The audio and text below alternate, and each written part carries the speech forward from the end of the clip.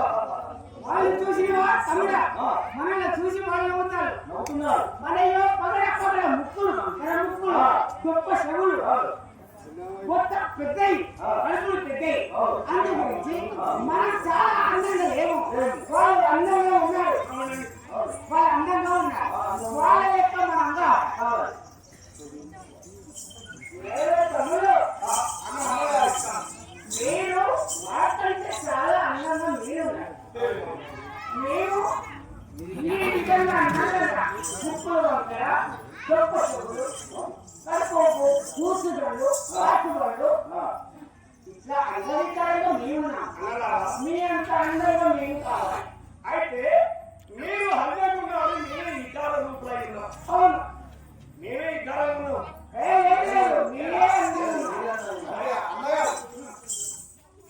మనకు అర్థాలు లేదు కనుక మరి దానమైన నీటి వస్తే ఆ నీటిలో ప్రతి నీటిలో మీరు చూసుకున్నారు. మరి చూసిన కదా మా ముఖం చూస్తే సుందరంగా అందంగా కనబడుతున్నాము. ఈ ముఖాలు చూస్తే నటి ముక్కులు బిందు చెవులు డొక్క కళ్ళతో అందులో వికారంగా ఉన్నారు. మీకు ఒక ఆలోచన కలిగి అనుకున్నారా? అంటే మా సంఘం మీకు రావాలంటే మేము ఏం చేయాలని అనుకున్నారు. అంతేనా అన్నయ్య? మరి కనికడుపులో అందరూ సమానంగా పుట్టారు. కొన్ని ఎరుకుంటారు, నలుపుంటారు, తెల్లంటారు, తెల్లంటారు. కనుక మనకున్న 5,000 ఒక తీరు లేవు. మనం ఎలా ఒక తీరు ఉంటామన్నయ్య? దీనికి ఒక సమాధానం అడిగిన కనుక మరి మా లెక్క మీరు కావాలంటే నువ్వు రాకుండా మందరాగిరి పర్వతం ఉన్నారు.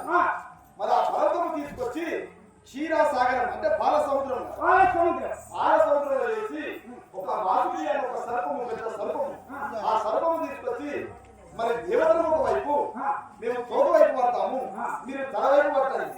మరి చిలికలో అందులో అమృతం పుడుతుంది. ఆ అమృతం మీరు తాగితే మా లెక్క మీరు అవుతారు.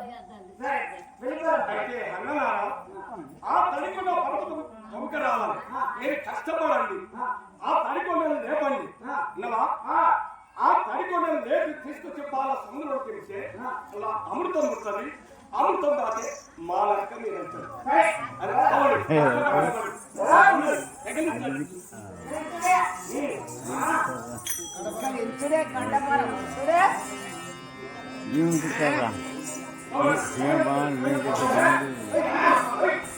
అరే నీ చెల్లు మొత్తదేరా ఎక్కడ మొత్తించి మా చెల్లు పంపాలి.